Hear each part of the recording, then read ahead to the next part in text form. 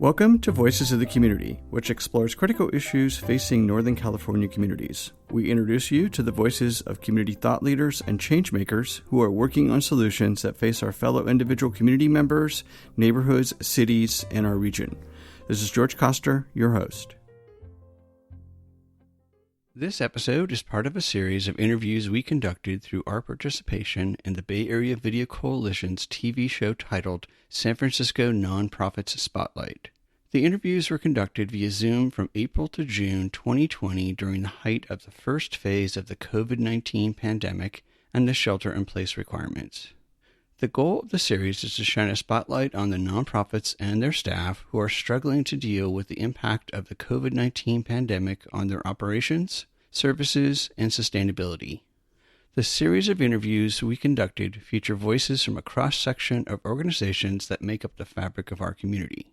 Each of them brings a unique perspective on how they and we are dealing with the issues facing our community during the pandemic. Along the road, one of the things that we learned in working with people was that the way that you treat them was almost more important than the service itself, right? So we coined this philosophy called radical hospitality. In this episode, we feature the voices of Doniece Sandoval, founder, and Chris Kepler, Chief Program and Strategy Officer of LavaMaeX.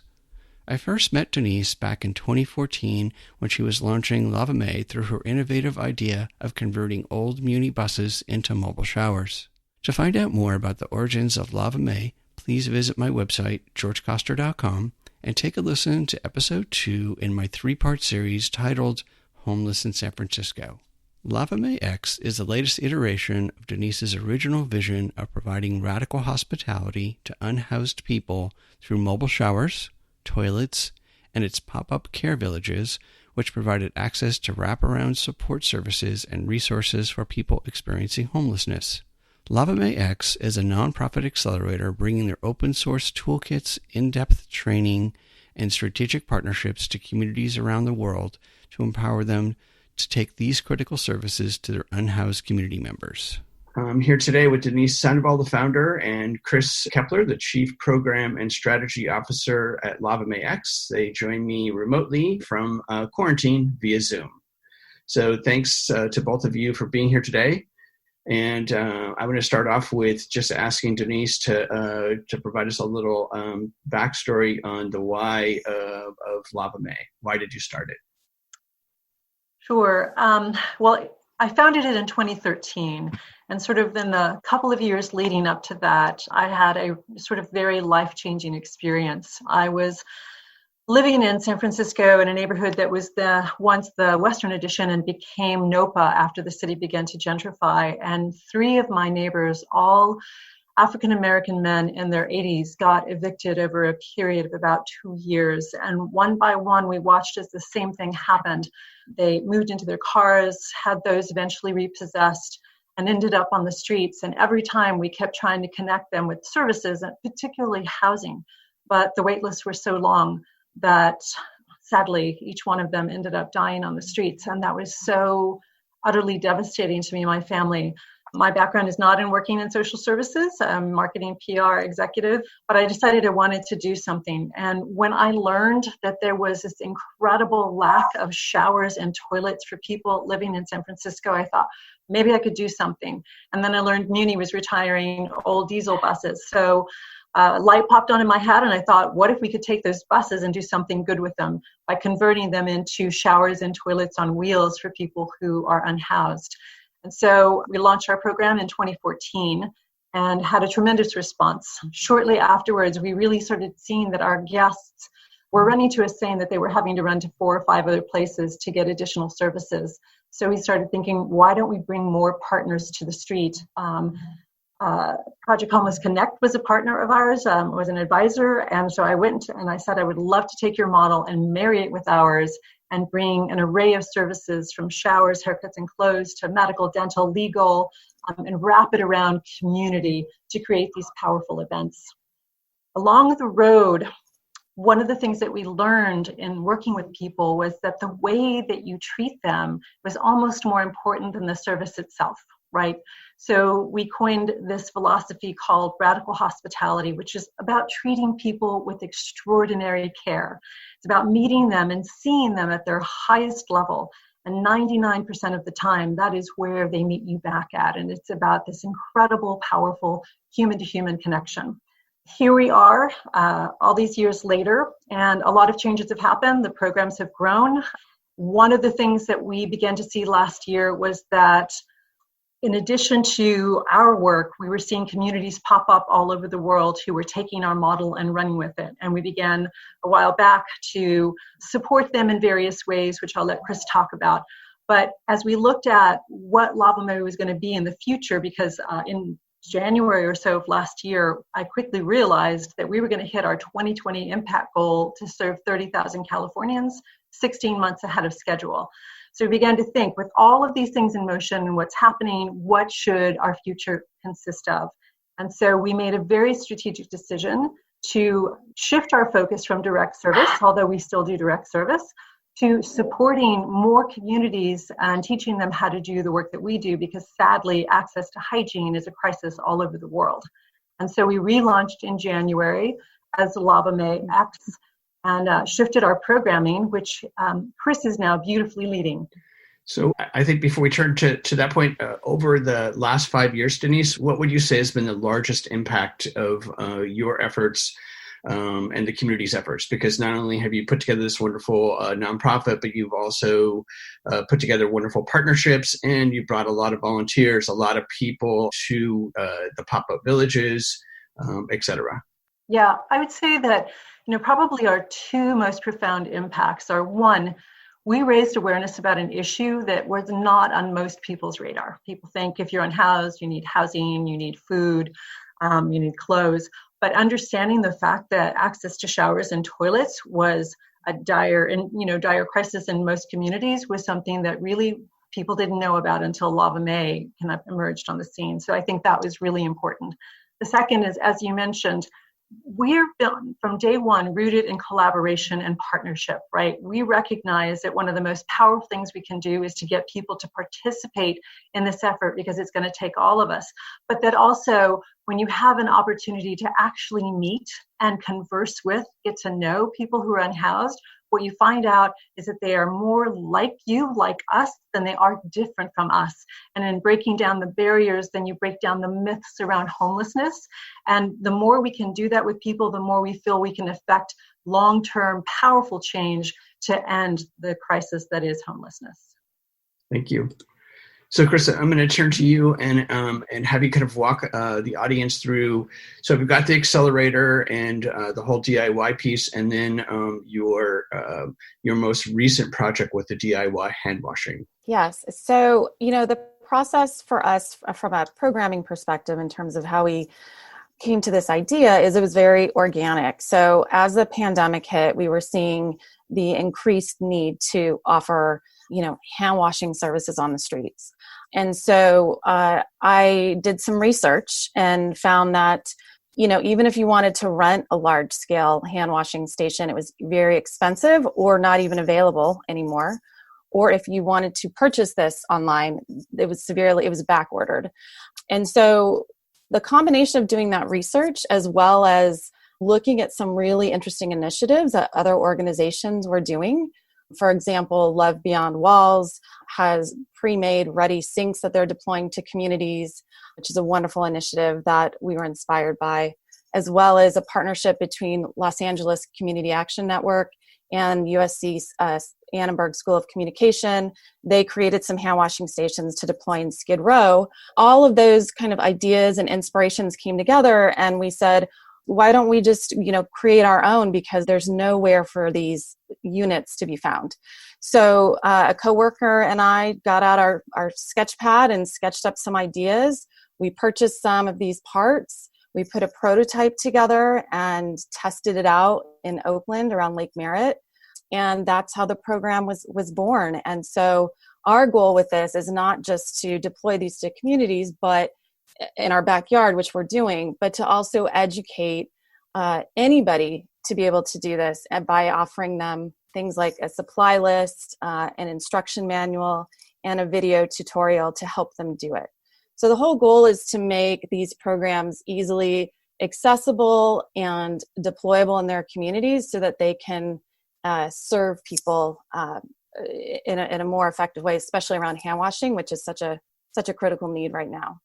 And you guys have a GoFundMe campaign going right now, and you're trying to raise. We do, yes. And so part of what we're doing is, as I mentioned, we're deploying a few locally that we will be working with partners and encampment leads on.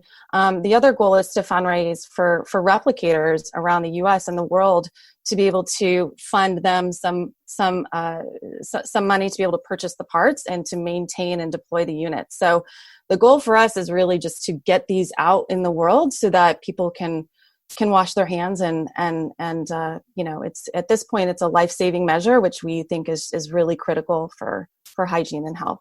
Can I jump in here, George, and just say I wanted to piggyback what Chris said when she said our goal is to get these out into the world, right? So this is true of our hand washing stations, this is true of our mobile hygiene program, and this is true of our pop-up care villages, right? We are all about sharing our IP and making it accessible without cost to anyone. In fact, we attempt to bring resources to communities that don't have their own means to be able to produce these programs, whether it's the GoFundMe campaign, which is designed to raise $50,000 so that communities who can't afford to create one can get a stipend from us to, buy the materials and put them together. So it's really about, we recognize that we're not trying to sit on top of a hygiene empire. What we're trying to do is empower local communities because we know local communities know best what they need and how to deliver it. Yeah. And I would also say, we're really looking at these hand washing stations not just as a product that sits on the street, right? It really is a way for people to connect. So, you can educate people that are on the streets on how they need to wash their hands. You could give out hygiene kits around the hand washing stations. You could bring other partners with you to the streets to deliver medical help or other food, right? Bag lunches, things like that. So it's really a way to connect people to the community while still offering a very a critical service and bringing people together around it. So that brings me to the other piece of the puzzle, which is I know that LavaMaeX has been working for years trying to diversify funding, and I just noticed that you had a wonderful strategic partnership with Unilever and their new program, The Right to Shower. Could you talk a little bit about that and then how that is helping support the accelerator work? Sure, yeah. So The Right to Shower is a Unilever brand. That is an extremely socially conscious brand. And The Right to Shower is selling soaps and cleanser. And the great thing about this brand is that a portion of the proceeds go to funding replicators to provide access to hygiene. So the main mission and goal is to provide broader access to hygiene for everyone. And so it's a wonderful partnership because we can work with replicators, help fund them through the Right to Shower program to enable more hygiene to be on the streets. So when we first started last year with them, the main focus was on mobile hygiene and getting more showers on the streets. And now we're pivoting that program to also include funding for the hand washing station. So the concept of hygiene is being broadened as we see the need. So not just the showers, but the hand washing piece and all of that all wraps into this larger goal of providing hygiene worldwide. So how can people get involved in supporting LavaMaeX's work? I think, you can donate. That would be really, as Doniece mentioned, we are actively fundraising for hand washing stations so that we can fund other people to deploy worldwide. We have some providers now or individuals that have reached out to us that are creating masks and wanting to donate to us. So some of it is, what are your skill sets that you can actively leverage at home and be able to donate things like, handmade masks to organizations. I would also say, reach out to your local legislature, right? A lot of it is about, how are we as a larger community coming together to solve this problem and making sure that everybody is accountable and offering services and hygiene to people on the streets because the situation is very dire. So making sure everybody knows how important that is and using your voice, right? Using your voice in for the larger issue. And then final question for both of you, what do you see as good things coming out of the pandemic itself to address our unhoused community members? Well, I'll start. For one, am optimistic by all of the small acts of kindness, right? I think that this pandemic has kind of shaken us to our core, woken us up a little bit and said, we've been living in these little bubbles, sort of very self-oriented. Maybe we've got our families in that bubble too, but beyond that, that's the way we've been investing. And that's changed, whether it's like the neighbor to neighbor, literally, or as you think about where the crises are and how you support, right? So as Chris said, people making masks, people making shields, people donating, supporting their local restaurants, people checking on a neighbor to see if they have the food and the groceries they need. All of those kinds of things I think are, well, let me say, I don't know if I think, but I hope are changing our societal DNA, right? Because we had gotten very self-centered. And my King Sky vision is that we will emerge from this stronger, more connected than ever before, which will have this incredible ripple effect on issues that need to be solved, like homelessness. Yeah, and I would also add to that, that, we always talk about at LavaMae that everybody's 2 paychecks away. What is it? 2 paychecks in a crisis away from being unhoused, right? And so at this point, it is horrific because, as we all know, people are getting sick and many are losing their jobs. So it's reality now that this could happen to anyone, right? That they could be living on the streets because they cannot find a job in the next however many months or, in the short term. So it's an equalizer, right? It really makes you stop and think, what does humanity mean to me and how would I want my neighbors to help me? Overall, in terms of other silver linings for LavaMaeX, I would say that we're really using this as an opportunity to innovate and to stay engaged with our guests and to track the needs week to week and to say, how can we truly help them and innovate products and services around the immediate need while thinking about what that means for the long term. So there's a lot of opportunity for us to come to the streets with new programs to increase access to hygiene. So thank you, Doniece and Chris, for sharing your work today. We will make sure that viewers have your contact information, website, social media, so they can follow your work and get engaged. And please stay safe and healthy as we all go out work our way through this new normal. Thank you both for participating today. Thank you. Thank you, George. That's it for this episode of Voices of the Community. You've been listening to the voices of Doniece Sandoval, the founder, and Chris Kepler, the Chief Program and Strategy Officer of LavaMaeX. As part of their response to providing support for unhoused community members to deal with the COVID-19 pandemic, Doniece and Chris mentioned their DIY hand-washing sink prototype and toolkit for communities to build and deploy worldwide. Since the original recording of this episode, they've raised over $30,000 of their targeted $50,000 GoFundMe campaign and have deployed their hand-washing stations in Los Angeles and Berkeley, California. To find out more about the program, please visit www.lavamaex.org. We hope that you enjoyed the insights, points of view, and personal stories from the voices of changemakers and their nonprofits featured in the series. To find out more and get engaged with the nonprofit and staff members featured in this episode, please go to my website, georgecoster.com, and click on Voices of the Community to find links to this episode. Please consider a donation and volunteering to provide a hand up to your fellow community members. I want to thank my associate producer, Eric Estrada, as well as the wonderful team at Bay Area Video Coalition. Go to www.bavc.org to find out more about Bay Area Video Coalition services. To listen to our next episode in this series and to our archived past shows, which feature community voices working on solutions to critical issues facing Northern California communities, please go to georgecoster.com. While you're on our website, please consider making a donation to help us provide future shows just like this. Please rate us on iTunes or wherever you get your podcast and share the story with your friends. Follow us on Twitter @GeorgeCoster, and please email us at george@georgecoster.com. I'm George Coster in San Francisco, and thank you for listening.